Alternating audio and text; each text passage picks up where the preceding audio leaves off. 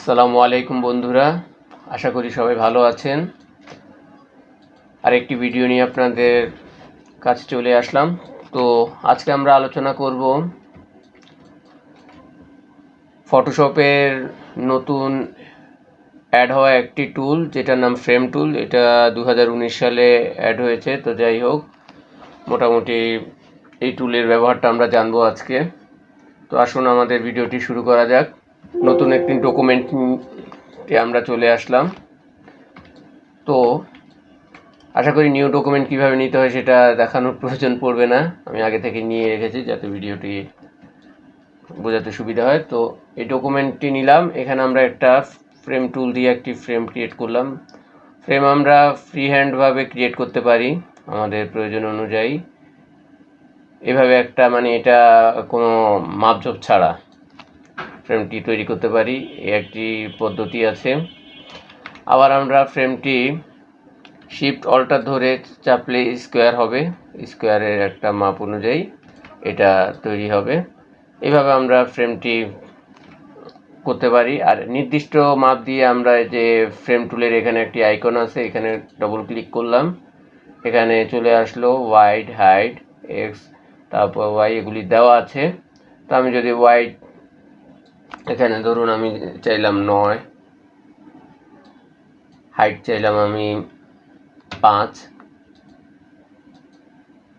তো আমার সেই আন্দাজে জিনিসটি হয়ে গেল। ঠিক আছে, তো এই হলো আমাদের, এই যে আমি ওয়াইড নিলাম 9 আর হাইট নিলাম 10, এইভাবে জিনিসটি হয়ে গেল। এটার উপর আমরা এখন কাজ করব। তো যাই হোক, আমরা ইমেজ কয়েকটিভাবে এখানে আনা যায়।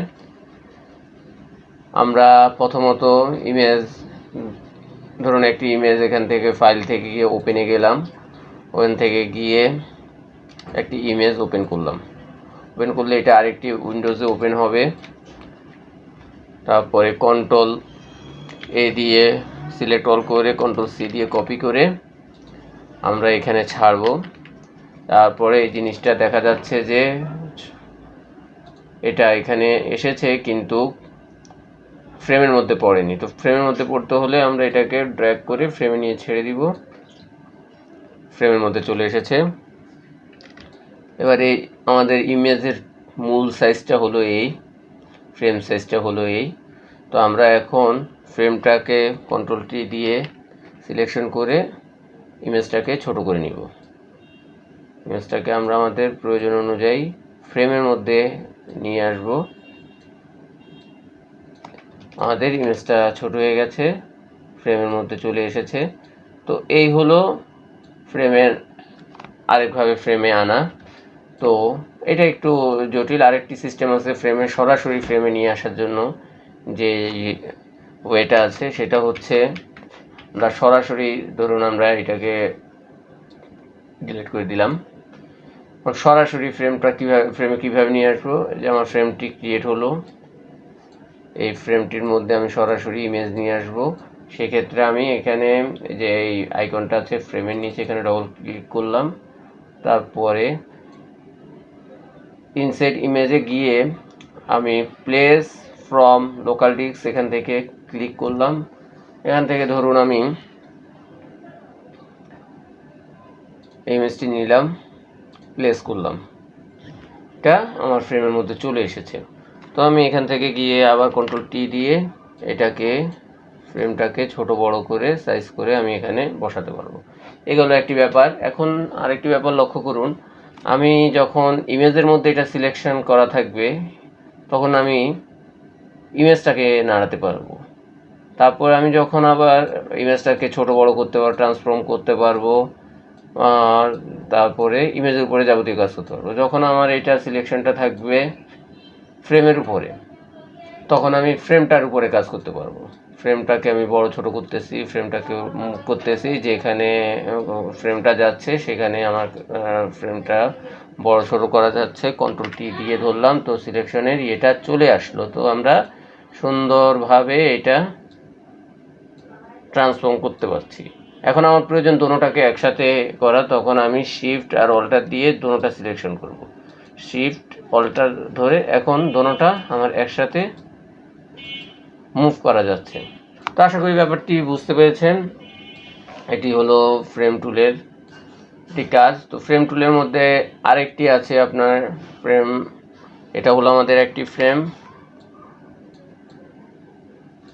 আরেকটি আছে ইলেকট্রিক্যাল সাইজে যে রাউন্ড শেপে, সেম ব্যাপারটা মূলত সেমই, এইটারও যেই কাজ এইটারও সেই কাজ। এটাও ওইভাবে আপনার সাইজ ছোটো বড়ো করতে পারবেন। ধরুন আমরা এটাতে একটা ইমেজ এনে দেখা দিচ্ছি, এটাতে একটু আরেকটি কাজ করে দেখাচ্ছি। তো আমি ডাইরেক্ট এখান থেকে একটা প্লেসে ইমেজ আনবো, ধরুন পাখি, এটাকে নিয়ে আসলাম, তারপরে কন্ট্রোল টি দিয়ে এটা সিলেকশনটা নিয়ে আসলাম, ট্রান্সফর্মের ইমেজটা এখানে আমাদের বসলো। তো এখন আমরা এই ইমেজের উপরে কিছু কাজ করতে পারবো। এই সিলেকশনটা যেই আমার ইলেকট্রিক্যাল শেপটার উপরে কিছু কাজ করতে পারবো। এখানে প্রপার্টিজে গিয়ে ডবল ক্লিক করলে দেখা যাচ্ছে এখানে স্ট্রোকের একটা অপশন আছে। তো আমরা এটার স্ট্রোকটা আমরা চেঞ্জ করতে পারবো। ধরুন এখানে ছোট আকারে আছে দেখে আমরা দেখতে পাচ্ছি না, এটাকে একটু বড় করে নিই, এখান থেকে এটার সাইজটা আমরা বাড়িয়ে নিলাম। ব্যাস, এই যে একটা স্ট্রোক ক্রিয়েট করতে পারলাম আমরা এই ফ্রেমের। তারপরে এই স্ট্রোকের যদি ইনসাইডে লাগে তো ইনসাইড থাকবে, সেন্টারে থাকলে স্ট্রোকটা সেন্টারে হবে, আর আউটসাইড হলে আউটসাইডে থাকবে। তো এভাবে আমরা জিনিসটাকে একটু কাস্টমাইজ করতে পারি। আমাদের কালার যদি চেঞ্জ করা লাগে আমরা কালার চেঞ্জ করে নিতে পারি। এই স্ট্রোকের কাজটা আমরা এটার মাধ্যমে সুন্দরভাবে করে নিতে পারবো। আর সাইজ তো আগেই বোঝানো হয়েছে, এখান থেকে প্রয়োজন মতো সাইজ আমরা চেঞ্জ করে নিতে পারবো। তো হলো মোটামুটি এটার একটি আমরা ব্যবহার পেলাম। এখন যে কাজটি করব এটার আরও কিছু ব্যবহার আমরা দেখে নিতে পারি। এইটা ধরুন শেপ টুলটা, ফ্রেম টুলটা, শেপ টুল যে আছে এখান থেকে এগুলোকে আমরা ফ্রেম টুলে রূপান্তরিত করতে পারবো। সাপোজ ধরুন আমি এখান থেকে একটি শেপ নিয়ে নিলাম, এই শেপটা নিলাম। এই শেপটা নেওয়ার পরে শেপটা আমি এখানে এটাকে অফ করে দিলাম, কালার কোনো কালার নাই এখন। এই শেপটাকে আমরা প্রথমে কনভার্ট টু ফ্রেম করে নিব। তো ফ্রেমের এখানে নাম দিতে পারেন, আমাদের দরকার নেই, দিলাম। এখন একটি শেপ ক্রিয়েট হয়ে গেল। তো আমি এখানে যদি একটি ছবি আনি, ছবি আনার প্রয়োজন পড়ে আমার, তাহলে আমি এখান থেকে রিপ্লেস করে একটা ছবি নিয়ে আসলাম। সাপোজ ধরুন আমরা একটা ছবি নিয়ে আসলাম এখানে, এই যে শেপের মধ্যে আমার ছবিটা চলে আসলো,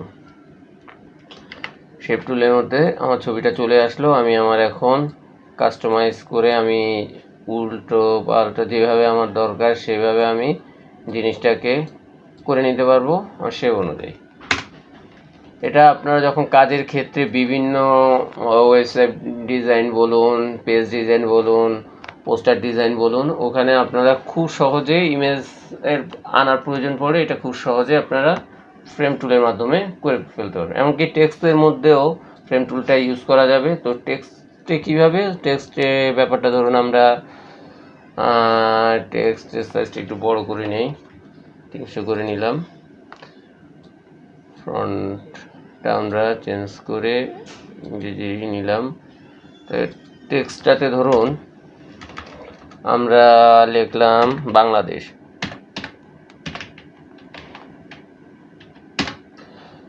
তো এই টেক্সটটাকেও আমরা একটা ফ্রেম বানিয়ে ফেলতে পারি। তো টেক্সটে গিয়ে আমরা এখানে কনভার্ট টু ফ্রেম দিলাম, এটা ফ্রেমে কনভার্ট হয়ে গেল। এটা সুন্দর মতো একটা ফ্রেমে কনভার্ট হয়ে গেল। এখন আমরা এটাতে যথারীতি একটা ইমেজ আনলাম, প্লেস করেই আনি, তাহলে ডাইরেক্ট এসে বসে যাবে। সাপোজ এই ইমেজটা নিলাম, নিয়ে বসালাম। এখন এটাকে একটু ট্রান্সফর্ম করে নেই আমরা আমাদের অনুযায়ী। ধরুন কোনো আমরা বাংলাদেশের কোনো পোস্টার বা কোনো ব্লগে কোনো থাম্বনেইল যেটাতেই আমাদের প্রয়োজন পড়ে এই ধরনের একটি সুন্দর একটি ডিজাইন কিন্তু হয়ে গেল। টেক্সট ডিজাইনটা ফ্রেম টুলের মাধ্যমে হয়ে গেল। তো এভাবে আসলে মূলত টুলসগুলি আমরা এখন প্রাথমিকভাবে যেভাবে দেখাচ্ছি, এটার কাজের ক্ষেত্রে প্রফেশনালভাবে যখন আমরা কাজ করব তখন এগুলোর ব্যবহারটা আরও ভালোভাবে বোঝা যাবে, আরও ভালোভাবে করা যাবে। তো এভাবে আমরা আমাদের ফ্রেম টুলকে আমাদের প্রয়োজন অনুসারে ব্যবহার করতে পারবো, প্রয়োজন অনুসারে আমরা এটাকে কাস্টমাইজ করতে পারবো। তো আশা করি বন্ধুরা আজকে ফ্রেম টুল সম্পর্কে মোটামুটি আপনাদের ধারণা এসেছে। এই ফ্রেম টুলটি আমাদের কাজের প্রয়োজনে বিভিন্নভাবে কাজে লাগবে। তো আশা করি ভিডিওটি দেখে উপকৃত হয়েছেন, আর উপকৃত হলে অবশ্যই সাবস্ক্রাইব করে পাশে থাকবেন। ধন্যবাদ সবাইকে।